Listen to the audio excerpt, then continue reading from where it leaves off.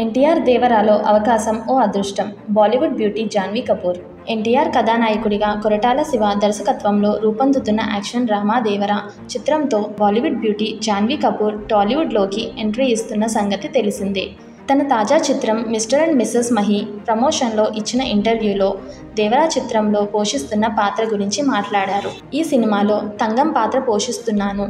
అది ఎంతో వినోదాత్మకంగా ఉంటుంది. ఇప్పటి వరకు చేసిన షూటింగ్ చాలా సరదాగా జరిగింది.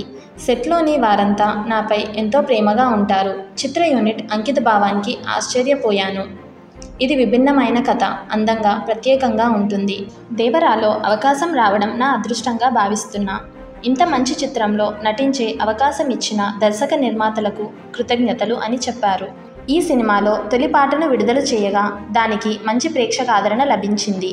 త్వరలోనే రెండో పాట విడుదల చేయనున్నట్లుగా వార్తలు వస్తున్నాయి.